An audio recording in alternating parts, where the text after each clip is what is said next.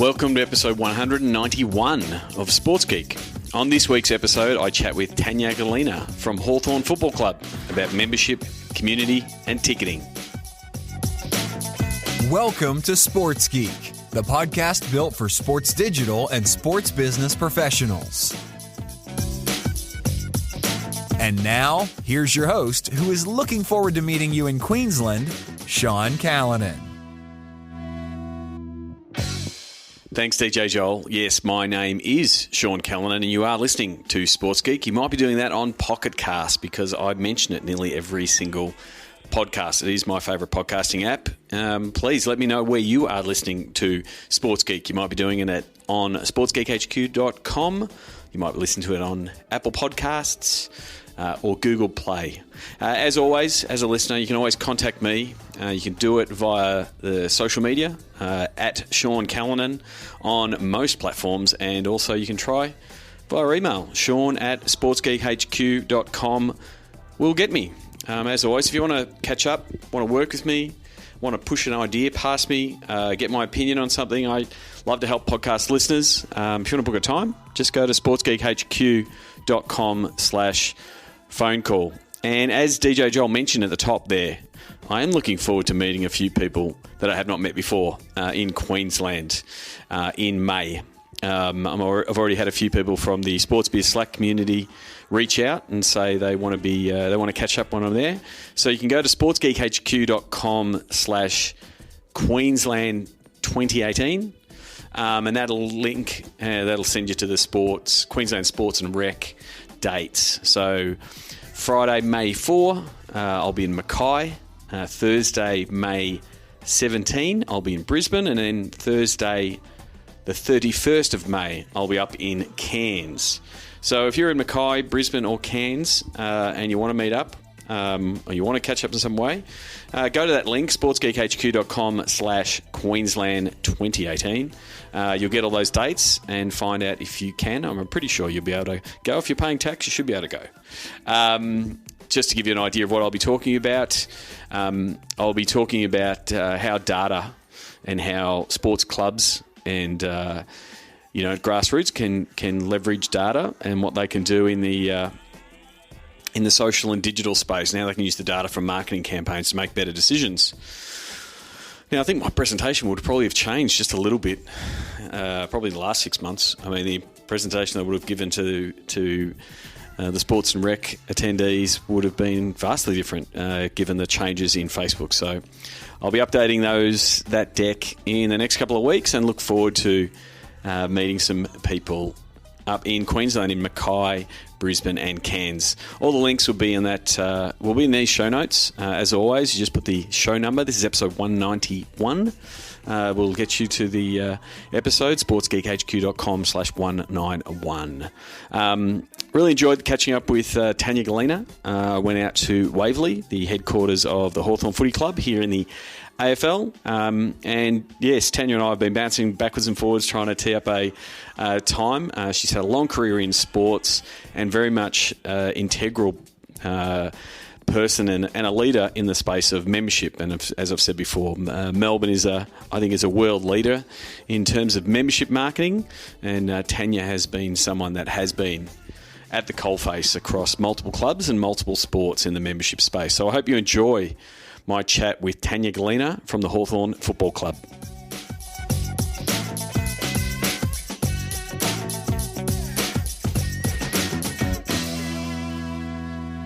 Very happy to be here at the Ricoh Centre, formerly known as Waverley Park, home of the Hawthorn Football Club.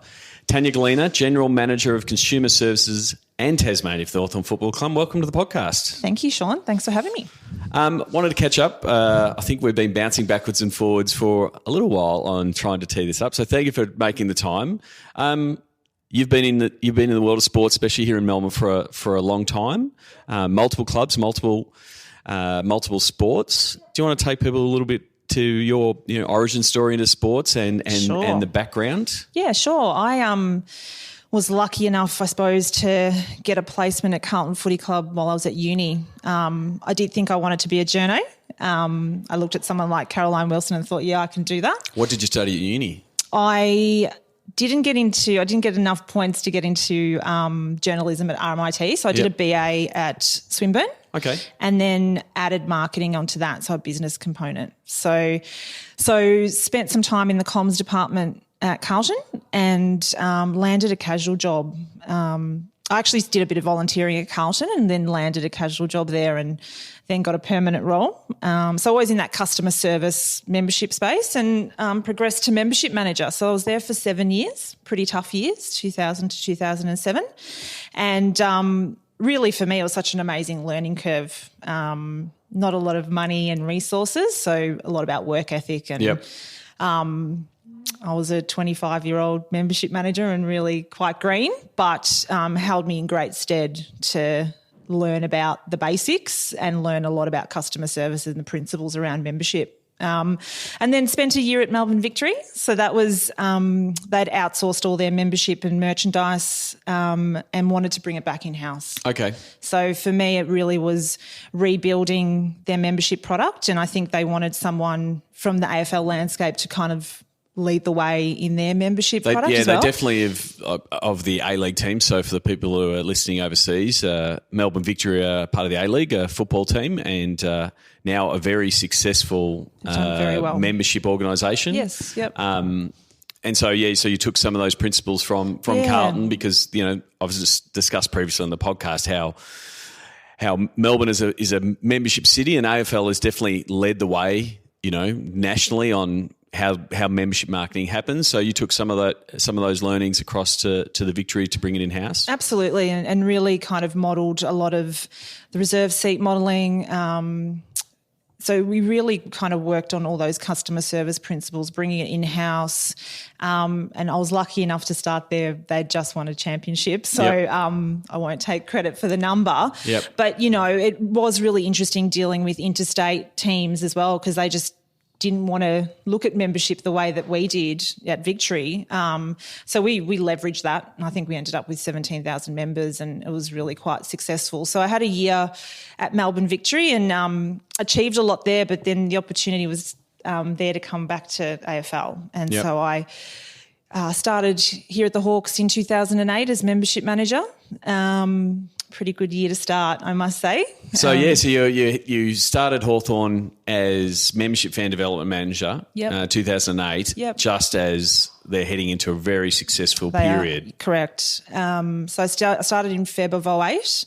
So I didn't feel like I was worthy of probably the celebration in September in terms of my tenure here, but again, we completely restructured. We probably weren't structured very well from a resourcing point of view.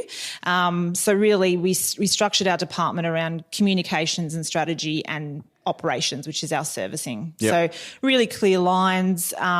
We went from, 30,000 to 45,000 really quickly, and then hit 50,000 in 2009, which was outstanding, obviously off the back of a premiership. So I mean, I think Brian Sarabian summed it up when he was on the podcast. Winning's a great marketing strategy and a great membership strategy. So going into that, going into 2008, you obviously everyone plans to have success. And so you plan for that upside and push out your marketing messages to get everyone on board. How did it sort of change? You sort of had a little bit of experience coming off, a victory at the Victory. How does it change after? Because everyone wants to get on board after a win. Absolutely. What does the mindset change a little bit from a membership manager point of view? Yeah, the mindset is always around customer service. So that never changes, even so good, bad or indifferent. But for us, that whole grand final priority was what changed, because you suddenly win a grand final. It's like, how do we leverage the system around guaranteeing yourself a grand final ticket?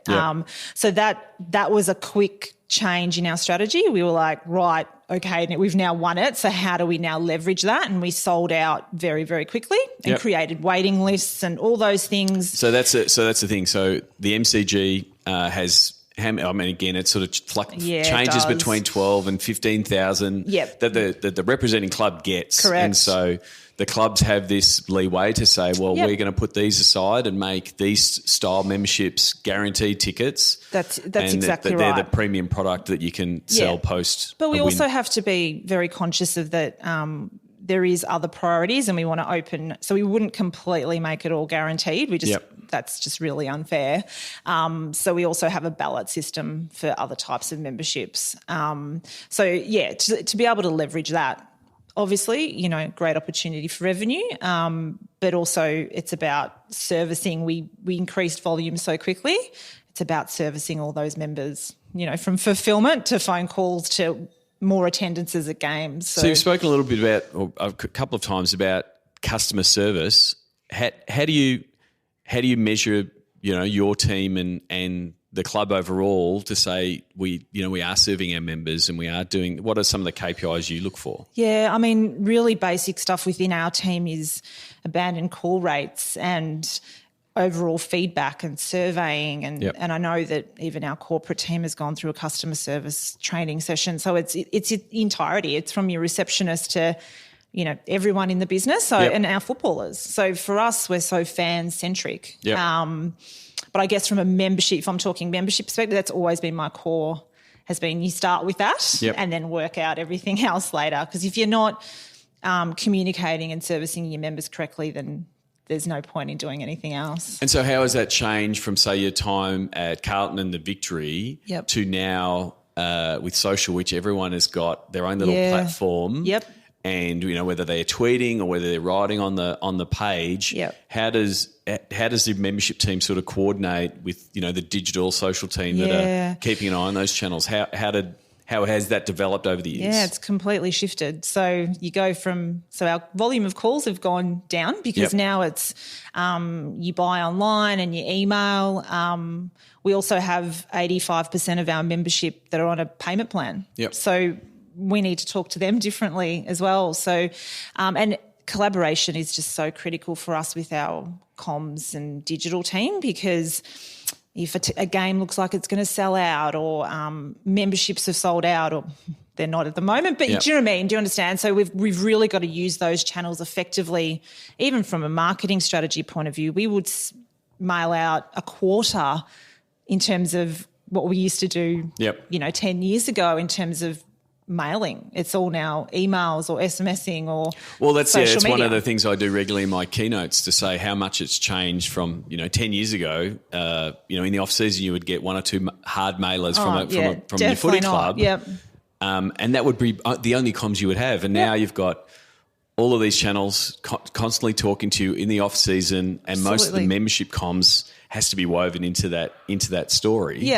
And it makes it and it gives you in that fan development role to reach new people. Absolutely. And for us, it's about growing the database too. So again, that collaboration piece with our Digi team is just all about how do we grow the fan base? What offers can we give them to get more data?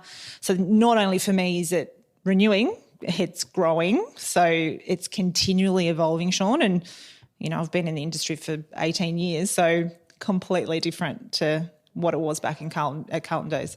So talking about, fan development and new fans, part of your role now, GM Consumer Services and Tasmania. For the people who don't know, Tasmania is another state across Bass Strait where the Hawks play some games. Do you want to sort of take us through, the Hawks' Tasmanian strategy and sort of where it fits in the overall club? Yeah, I mean, for us, the Tasmanian relationship has been for 17 years. We've been playing games there. For us, it really is in principle a community. Obviously, they're sponsoring us, and that's amazing, and we don't hold back from that. But for us, it's always been about the community, particularly around kids playing footy, giving back to Tassie in terms of whether it be charity purpose. But for us, it's about connecting with them. We play 5 games down there, including a JLT game. So it's not just about the game, it's about more than that. We have 3 staff based down there. We're out at schools. We've got a Looking After Me program, which is online. So that's for Tasmanian schools. So for us, it's that connection. And we have fan development packs that we send out to all schools, free memberships or sign up and basically get on our database and connect with us. So the power of being in Tassie, not just on game day, being on the ground, and connecting to them that way is critically important for us. We also have a Premier's Reading Challenge because there's some literacy issues down there. So we connected with the government around that. So that's the fan development, because we believe community, we've got a social responsibility, but for our community department, there's also these fan development outcomes. Yep. You know, we're talking to these kids. We want to get them on the database and we want to connect with them. It is a real long play because, 17 years, you're probably just starting to see like the money in memberships as 22, 25-year-olds have seen a few games, have gone to clinics, and that's starting to come to fruition now. Absolutely. And I guess I won't take credit for this one, but Hawthorn was one of the first clubs to establish a membership where you could have two, as a family, was 2 adults and 4 kids. Yep. And the fruits of that, probably plus the 80s success and all of those people now having kids, we've got the most junior members in the league in 22,000. So that's amazing. And then it's also about how we then grow the fans and connect with them. And we think it's critically important to offer them tickets to games, engage with them, get them to open training sessions. So how do you balance, because like what you discussed there, Hawthorn had a very successful era in the 80s. Yep. And so what you're saying is, those kids are now growing up and as is the way in Melbourne, you have a child and you just tell them who they're going to barrack for. No choice, Right. And so you've got that longer term strategy of, well, we've got, this fan base from the 80s. We're developing this fan base, in Tasmania, but then you've also got it's 2018.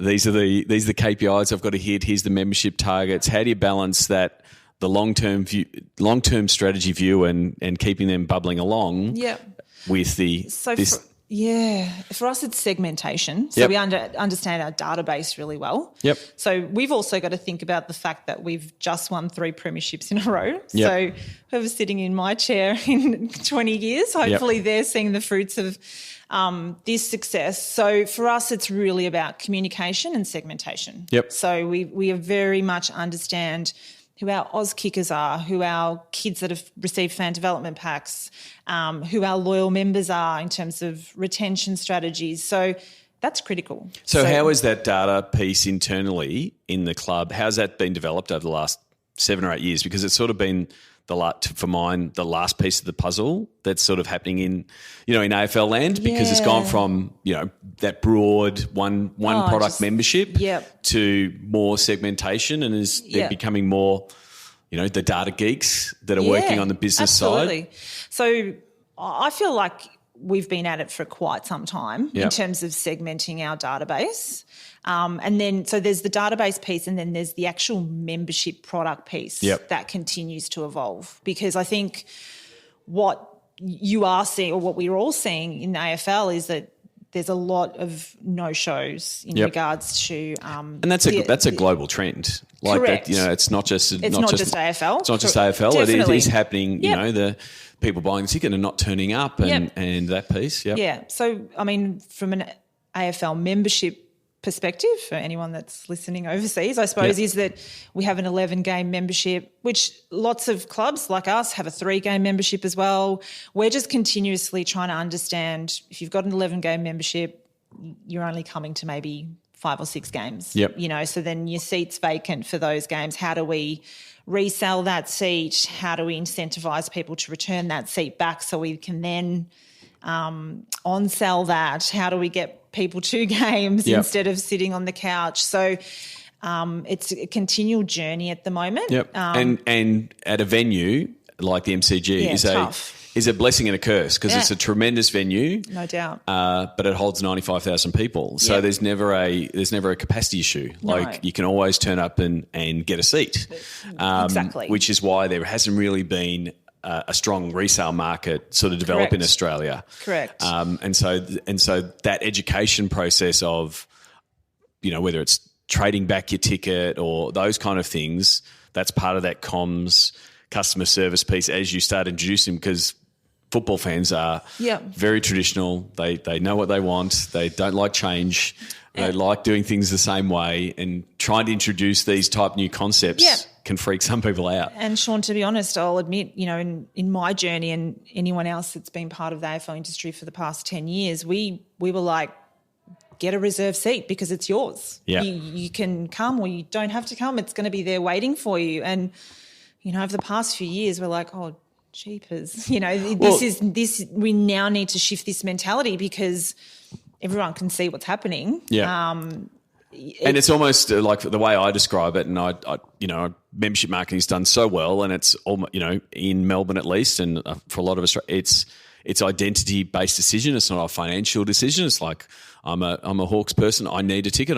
And I joke that it's at guilt level marketing now. So you've pretty good at that. Yeah. Well, no, but you've got your fans meeting other fans saying, oh, yeah, you're a Hawks fan. And then the first question is, are you a member? Yeah. And so you've got to support your club, feel good about supporting your club. Yeah. That's been the main tenet. And it hasn't been and show up.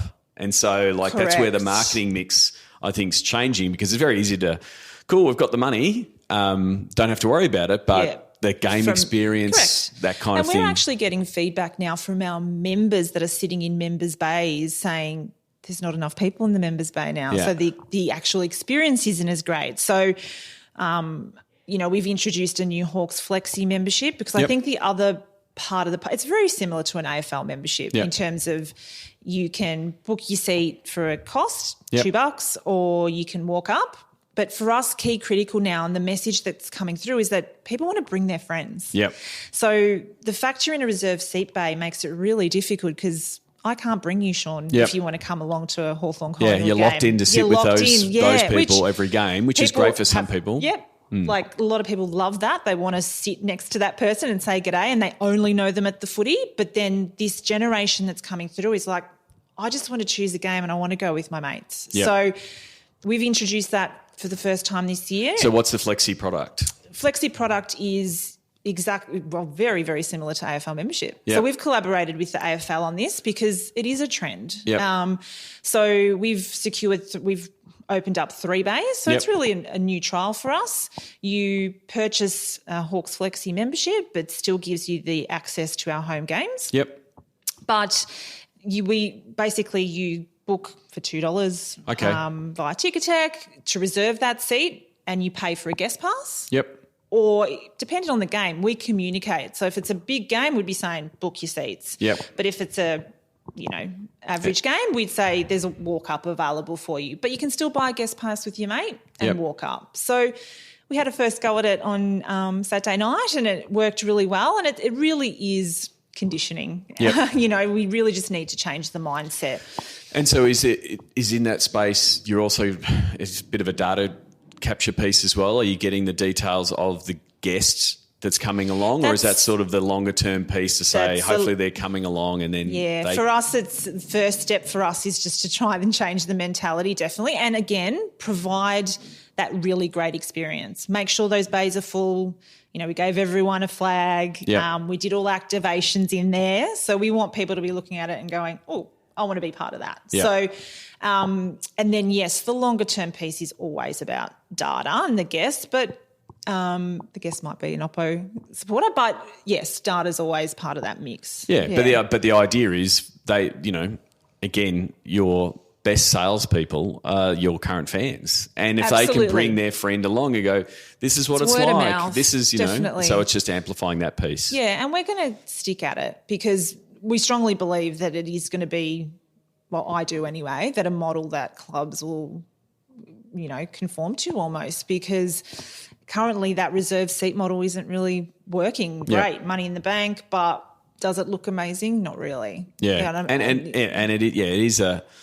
and it's working with the ticketing company, working with the stadium. Absolutely. And you've got greencoats there saying, oh, sorry, you can't go in that seat, but there's like a whole row of people empty. And if you think about it, we say, oh, big game, you're sitting on level 4 as it's my second game as a Hawthorn fan, and I'm looking downstairs and why are these seats all vacant? So all of those experiences we really have to think about. And to credit MCG, Ticketek, AFL, we've all collaborated on this one to really just find a way. And the thing is, it's gonna take time because again, if you look back at your early days at Carlton, there would have been 2 products. There was you were a member or you just walk through and bought a ticket. You know, as someone, I actually sold tickets at Princess Park back in the days, and it was, I think it was $12.50. That's how long ago it was to get in. They were the two, and there was a real walk up culture. They clipped your ticket.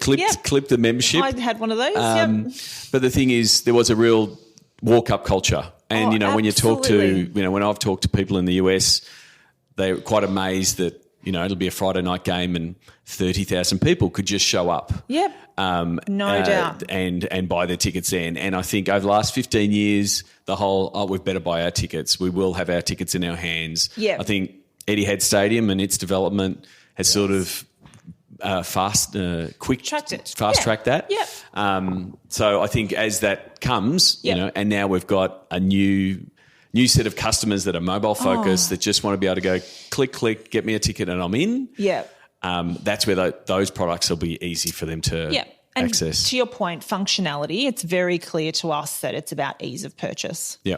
So make it simple. Do you know what I mean? So again, that piece with our ticketing agencies and venue is just key critical before we even try and launch something new, because if it's too hard, it's too hard. They're not going to go back to it. So it is things like, a membership renewal comes up and you get an SMS and you click the link and it makes it easier. Yep. Everything else we're buying is getting easier to buy. Yeah. And that's why we strategically want people on a payment plan. Yep. Because you forget that it's happening. It's like your electricity bill. Yeah, it's like a gym membership. Oh, absolutely. You find it really hard to get out of it.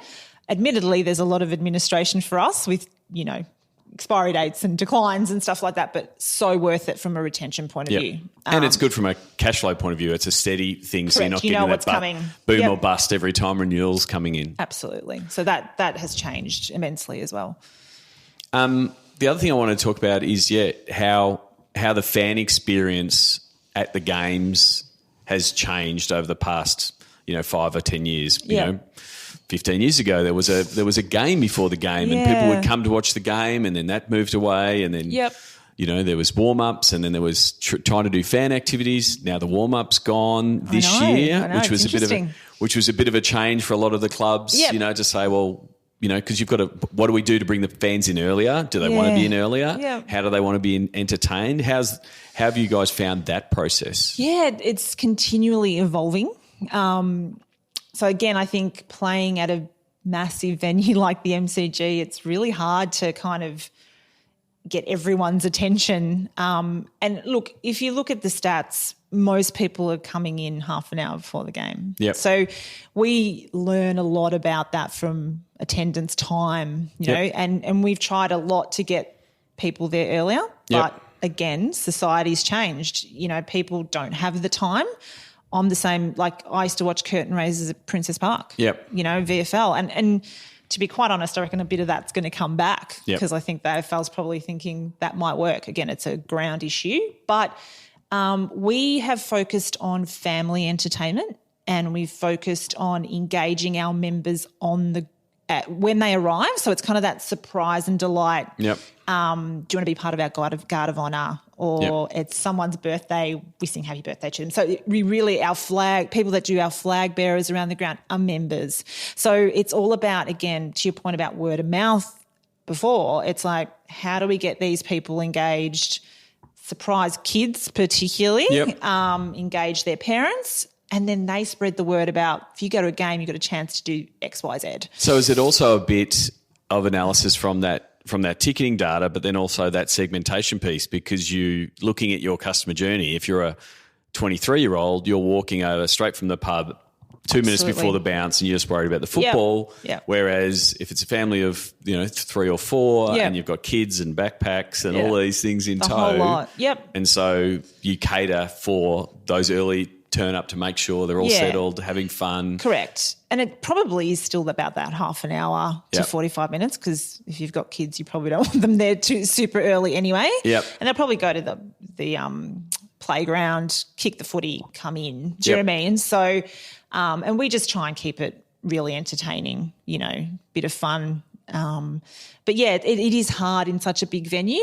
In saying that, in Tassie at UTAS, we've got a smaller venue. We feel like we can engage a lot more. Although I must say the Taswegians get to the footy quite late, which is a little bit annoying for us. But we've got more. We feel like we've got more flexibility because it's just a smaller venue and you can engage a bit better. But again, similar sort of themes. We don't replicate what we do in Melbourne, but similar sort of themes for us. So, yeah.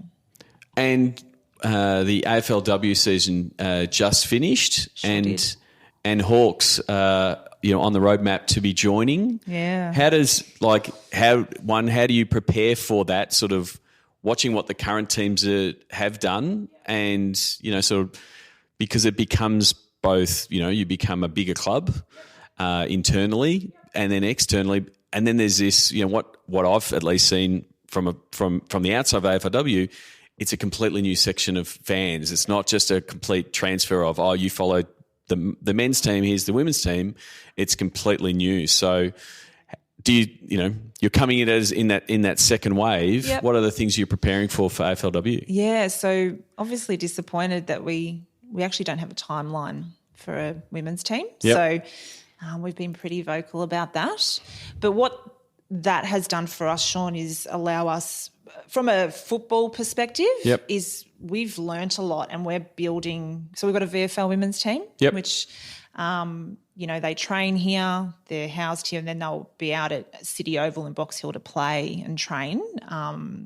But what that did for us is we're able to structure up right, support the girls, integrate them into our business. So we've got a really strong mantra of 3 teams, 1 club. We've also got VFL men's. So that integration piece, we feel like it gives us a lot of time to learn. Because rushed is probably a bit too. It was quick. But it was very quick to get up to speed, and I think this season's been a bit of a bedding down and ironing out any issues and sort of giving a bit of, having a little bit more runway can give you that piece to go. Our visibility piece, again, we're not happy to not have a timeline, but the visibility piece and understanding piece, and even so we've recruited quite a few AFLW women to play with us. Beck Beeson's moving from Sydney to Melbourne to play for us. I'm sure you would have heard about Sarah Perkins. Sarah Perkins coming across from the Crows. Beck Privatelli, Phoebe McWilliams. So we're getting girls that want to play for Hawthorn because we do have a dream in terms of we will get an AFLW licence. Yep. As you know, we're very competitive on the field regardless. But in terms of your point about fans as well, I mean, I've been speaking to other clubs, i.e. Carlton and Melbourne, etc., and who just talk so much about their new fan base because one, it's free to go to the game. So you're engaging a totally new market that may not have come to a men's game. Yep. And you've also got a new market that want to watch women play. So I think it's different to a membership piece. It's an engagement. And again, if I was running Carlton, I'd be segmenting very, very clearly about the communication I'm giving to these people, because you need to understand whether they want to know about the men's or not. Yep. So I think that's really exciting because you can branch out, and we feel like we can do that with the VFL women's as well, because even though it's not in the spotlight as much as the AFL, we've got 6 months of the year with some amazing talent that we're going to showcase. So we feel like, again, it's free. So come and watch us. We'll grow our fan base that way. And it just sets, I guess, internally the culture inside the club. Like you're saying, having the 3 teams, it's completely and understanding. Embraced. It's we've built footy subcommittees for the women. We've got internal business committee for the women. In terms of everyone is across it from the top down. So it's part of your day-to-day business now. It's no different. That's pleasing. But we want it sooner rather than later. Yep, sooner rather than later. Any other major, insights or trends that you've seen that have changed since your early days when you started in the world of sports, and what's been some of the biggest, trends that you've seen and liked and gone through?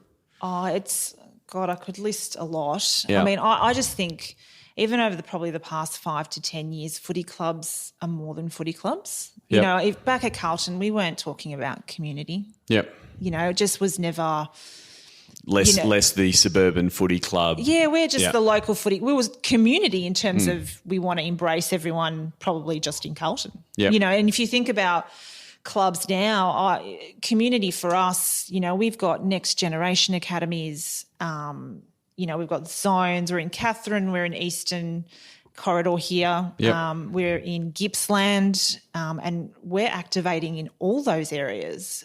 So the breadth of that, females in football, you know, in terms of the landscape changing there. I couldn't even tell you how many females were working at Carlton when I was there. There was a few, but there weren't many. In saying that, I never felt any different to a guy there. I've had great opportunities in my career. So the landscape is very, very different. And you look at clubs like Collingwood, they've now got a netball club, and I think that will continue to evolve, because I think we are a business as well in terms of understanding that we need to sustain our core football, and that's always priority. But how do we grow bigger than that?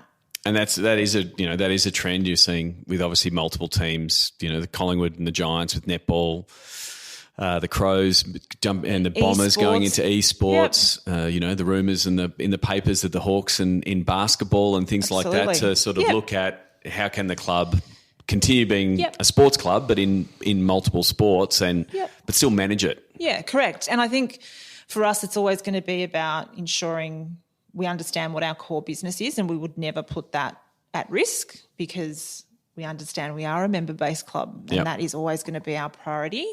But we also are really confident about, I suppose, our skill set in here, that we could branch out further and potentially look at basketball or different sports, because there are a lot of great people in football clubs that have skills that can branch further than that and sustain it and grow fan bases. So that's how we would assess it. Again, back to core. We would never compromise the club, though. Yeah. So I want to go into the Sports Geek Closing 5. Do you remember the first sports event you ever attended? Yeah, it's footy. So I think I was about 10. Yep. And I reckon Carlton, so I will confess that I grew up a Carlton supporter. Yep. I think it was Carlton v Melbourne. It was at the MCG, and I went with my sister, and we went and was so naive, like train, tram, whatever. Went in a gate, walked around inside the G, and then at the end of the game we were like, oh, geez, where do we come? Like completely lost. Like, and I'm a 10-year-old. I'm just like crying, going. You didn't get the announcement over the MCG that young girl lost? No, I was with my sister. We just got completely disorientated. I'm pretty sure we won though. So there was like we won, and then now the we're confusion lost. of lost. Yeah. So that was a bit of an adventure, but that was my first sporting. My dad was actually at the MCG once for a cricket match, and they put out a announcement for a lost child. Yeah. And they said Sean Callan, and I wasn't at the game. Oh. And so my dad was like, what? And this is obviously before the era of, mobile phones and stuff like that. But, it threw him off. I think he might have had a few beers in Bay 14 or Bay 13. Bay 13 for sure. And so it threw him off a little bit. But, I've never been lost at a sports event. Must have been another me.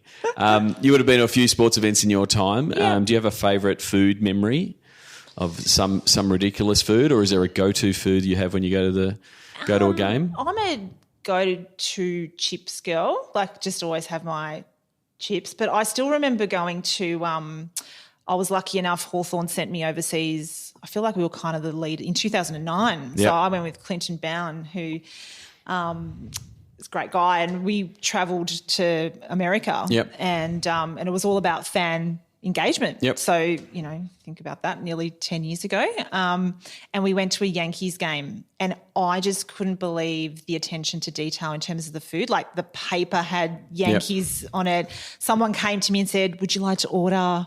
And I'm like, what is this? Like, what is this service? Yeah. I just was freaking out. And So I did came you back go- here and I'm like, this is what we have to do. Yeah. So did you go with the nachos and the helmet, or I what? went for the hot dog. Yes. Yeah, the dog. So, but I just generally have some chips at the footy. It's kind of my go-to thing. What's the first app you open in the morning? Twitter, just to catch up with the news and Yeah. find out what the Yeah, for latest me, footy or cricket scandal might be. Yeah, I kind of follow a lot of people. It's kind of my keep up to date with Yep. what's going on in the world. And then I'll probably go to Insta and just kind of try and wake up. It's a bit my that way. Twitter's my go-to. Is there someone that you think the podcast listeners should follow, whether it's someone you're reading or following or you've been admiring from a work point of view?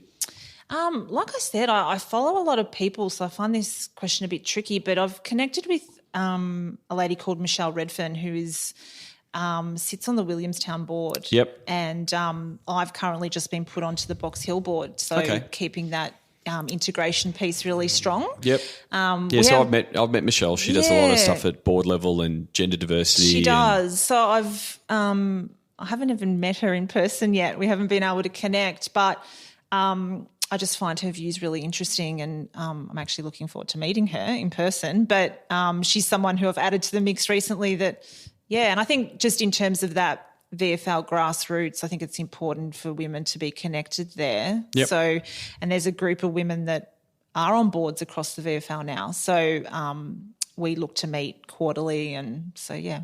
That's good. Yeah. That's good. Yeah. I have met Michelle at a book launch event last year.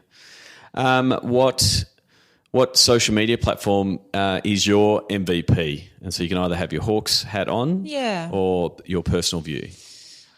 I think we're finding that Instagram and Insta Stories is working really well for us here at the Hawks. Speaking on behalf of our Digi team, but that's a pretty common answer in the last about 18 months with especially stories getting so much engagement, driving traffic. Yep. Fans really can't get enough of it. So it's pretty common. It's quick, you keep moving. Like I said, I think for me, that go-to info is Twitter, but Insta I'm kind of more engaged with. Yep. Gone off Facebook a little bit, just with their algorithms and things like that. It's been a bit. Yes, they've been going through some tough times in the last couple of weeks, and when we're recording this, with all of their, I guess, data issues, and I guess the pullback and the pushback from both big corporates and people. So it's going to be interesting to see how that plays out. We've talked a lot about getting data. And data, and that whole piece of trust and because it's once it's lost, it's hard to get back. Yeah, exactly. So it's something you've always got to be mindful of, and it can be broken with a scandal like is currently happening. Yep. But it also can be chipped away at with sending the bad email to someone about the wrong thing, and so that's it's always something when you danger. Yeah, it's always a danger. Yeah. Because the cost of getting that data is getting higher and higher, like the amount of effort you have to put in to get it. The less I hear of the term email blast, the better. It's like as soon as someone says it, I say, whoa, let's stop. Right? And, the effectiveness of, we could send this to 50,000 people, but there's only 1,000 people that are interested in it. And your click rates and, waste of time. It is. Yeah. So where can people find you on the internet and connect with you and send you a message if they've listened to this podcast? Well, I am on Twitter. I think I'm Tan _ Gallina. Oh, thanks, Sean. Can you promote me? Yeah. Yes. Yeah, Tan _ Gallina. Yeah. And I'll also put the links to your LinkedIn on the show notes if anyone wants to connect. Absolutely. Best of luck for the season ahead, and thanks for coming on the podcast. Thanks, Sean. Thanks for having me. Download our Facebook campaigns guide at sportsgeekhq.com/FB campaigns.